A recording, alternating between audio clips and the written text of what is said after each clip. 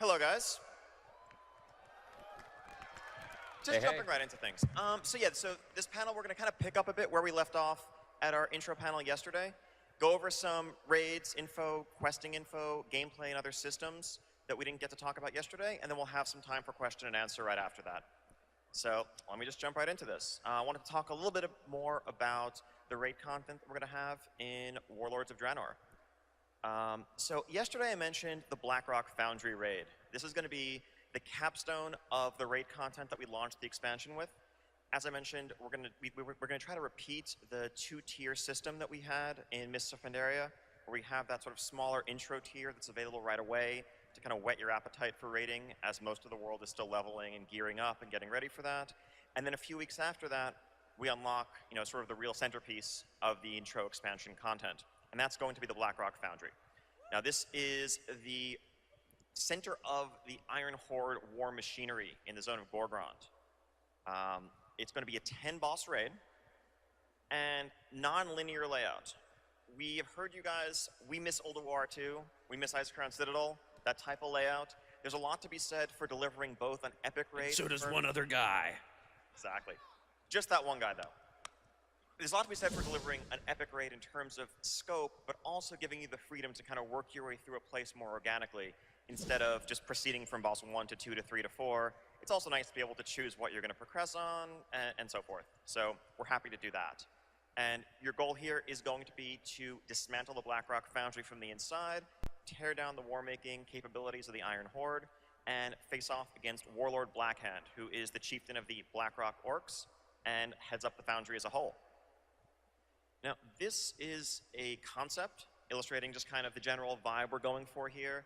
Really just a lot of, this is smoke and soot and flame and dark iron. That's what the Iron Horde's all about. That's what their machinery is all about. Now, this is a sort of overall layout in 2D of what we're looking at for the structure of the raid as a whole. And you see there are 3 wings here. There is sort of the first wing, which is mostly about melting down the ore into slag. Second wing, where that molten ore is forged and refined and shaped into weapons, armor, the engines of war. And then finally an assembly wing, where all of that is put together, soldiers are armored up, the war machines are shipped off to the front lines. Now, we want to put this together really as something that has a very functional feel to it. This isn't, a place that was designed as a raid zone. This is a place that was designed as a foundry.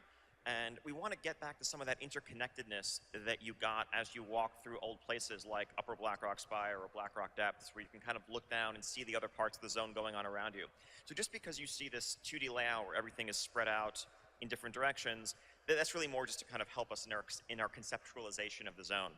But the thought is 3 separate wings, and then once you've cleared all of these wings, you can access the crucible that you see at the top of this layout, where Blackhand himself awaits. Now, part of what we'd like to do in having non-linear layouts is also really preserve some of the freedom that players currently doing flexible mode may be used to in how they approach the zone. Right? If you're doing Siege of Orgrimmar today, at this point, if you want to just queue up and face off against Garrosh directly, you can do that if you're doing flexible. Now, with our new raid structure, it's going to be something that you just zone in the front door for instead of queuing, but we want to preserve some of that freedom.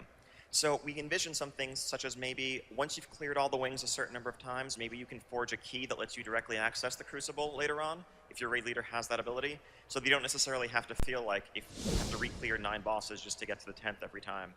And in general, you have as much freedom and be able to plan your raid week the way you want. Speaking of the new raid structure, I'd like to revisit this slide from yesterday's panel. I know there were a lot of questions, and I've definitely heard a lot of interesting discussion coming out of this. I just wanted to clarify how this is going to work overall. So in Warlords, we're going to have ultimately 3 different difficulty tiers for organized raid content. Raid Finder, more or less unchanged. The Raid Finder of Warlords is going to be the Raid Finder you know today, with some addition of flexible scaling tech to help a bit with queue times, to help with minimizing waiting time if people leave midway. But other than that, we see the normal mode in Warlords really being equivalent to what flexible mode is today in difficulty and in overall, in our overall philosophy towards it. It just doesn't make sense to call a difficulty flexible once flexible really is the norm and how the majority of our rating is going to work in Warlords. If you are a normal mode guild today, you will find heroic content likely suitable for you in Warlords, except that will now scale from 10 to 25 flexibly, And if you're a heroic guild today, our 20-player mythic content will be for you. Now, about the raid structure, one of the awesome things about this, and one of the things that makes flexible raiding as a style great, is the freedom that it gives you to raid with friends that maybe can't necessarily make all of your raids, people that may log on late for the raid one night, they can hop in, and you can also participate without necessarily feeling a sense of obligation where you're letting 3 people down if something comes up and you can't make it. But what this also means is that all of our raiding, except for Mythic, will be fully cross-server enabled from day 1. That is normal, that is heroic. So when Highmall or when the Blackrock Foundry opens up, if you have, you want to join some real-life friends on another server for their normal mode raid on the weekend after you do heroic with your guild, you can do that, or vice versa. We really want to give the maximum amount of flexibility to be able to play with your friends and experience the content as you choose. I think cross-server Mythic would be a bit messy with things like Realm Firsts, and for the most part, Mythic guilds are grounded to a single server, so we're keeping it that way. Each difficulty has a separate lockout. So you don't have to worry about, oh, I did heroic with my guild on Wednesday, so I can't join my friend's raid on the weekend. It also means there's no more dynamic difficulty switching, because everything is its own lockout, which has some other interesting implications. Right now, you have the UI interaction very frequently. If you're a normal or heroic raider, where you say, let's switch the difficulty to heroic for this boss, then back to normal. Well, when you're doing Mythic raiding, for example, you're just doing it as a standalone raid. It means we can also have Mythic trash. I know everyone really has wanted Mythic trash if you've been dying for it for years. Okay, maybe not. But you can get Mythic trash loot, which is something. Gastropods. Just wait for the Mythic gastropod. Moves like 10 times faster. Now, the way these lockouts are going to work also is that they're very similar to the current flexible lockouts in that they're loot-based lockouts. That is to say that you can be in the raid with a boss alive that you've already looted that week. However, you just can't loot it again. So again, if you want to help out a friend, if someone asks you to join them later on, you're not going to be able to loot the same boss twice, because that would be all kinds of problematic, but you're completely free to raid and join groups as you see fit. Currently, the way flexible raids work, you go through the interface and you queue up for it, you're teleported into the zone. That's a concession, ultimately, that we made to just get the raid finder functionality, to get flexible raid functionality into the game and in your hands for Siege of Orgrimmar, which we think is very well worth it and awesome. But in the long run, since this is normal raiding going forward, this isn't some special mode, this is just how raiding works. You walk in the front door, you form a group, you zone into the instance, and you are raiding, except it scales flexibly. The only raid activity that's going to work through queuing through the UI and teleporting is going to be Raid Finder. So, how does loot work, many people have asked. Does this mean that personal loot is now the norm for heroic raiding? No. Again, personal loot as it currently stands is really well suited to groups of strangers in Raid Finder, or pickup groups where maybe it lets you not have to deal with, do you trust someone to be the master looter? Do I trust this guy's not going to ninja loot and run off with things? But when you're playing with your guildmates, when you're playing with your friends, you want the ability to trade items to those who need them more than you. If someone comes back to the game after a while, maybe you want to kind of train them through and dump a bunch of loot in their laps so that they can really get caught up quickly. Maybe you want to pass something to someone for their 4-piece set bonus. All those things need to be possible, we feel, and that's how loot is going to work in normal and heroic mode.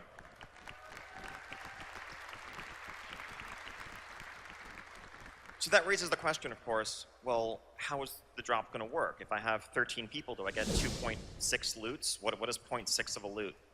The answer is actually 0.6 of a loot is 60% chance to get a third loot. So the thought is that this will scale smoothly where the ratio of loot drops per eligible player remains constant throughout. We really want to avoid and continue to work on avoiding any perception of breakpoints or magic numbers when it comes to making these flexible groups. That's something we've certainly learned and heard from the community as this has played out. We never want you to feel like when your friend asks to join, you say, oh no, that's going to put us over some invisible threshold. We also don't want you to feel like you need to go out and find some random warm body to get over some threshold. In addition to loot, one of the things that we're working on doing is streamlining the way some of our ability targeting and logic work, again, to avoid breakpoints. In many cases today, you have cutoffs where when you bring a 15th player, suddenly 3 people get targeted by some boss's ability instead of 2. Again, we feel like with most abilities, we can probably randomize in a way that avoids the existence of breakpoints. So for example, to use a Siege of Orgrimmar example, Sun Tenderheart in the Fallen Protectors encounter, cast Shadowward Bane.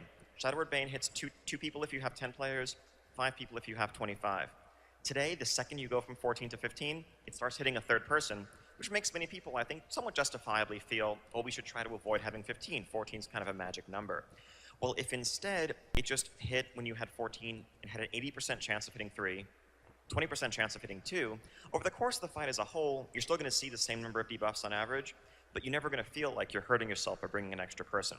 Now, there are some mechanics that won't necessarily work for, like prisons on Sha of Pride, where it's actually really important to know exactly how many you're going to go out. You don't want to be caught by surprise or have it be random every time.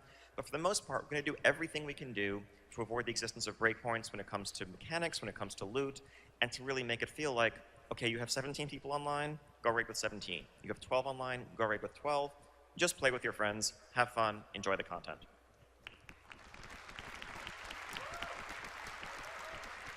Now I'm going to hand it off to Craig, who's going to talk a bit about some of the quest revamps we have coming up.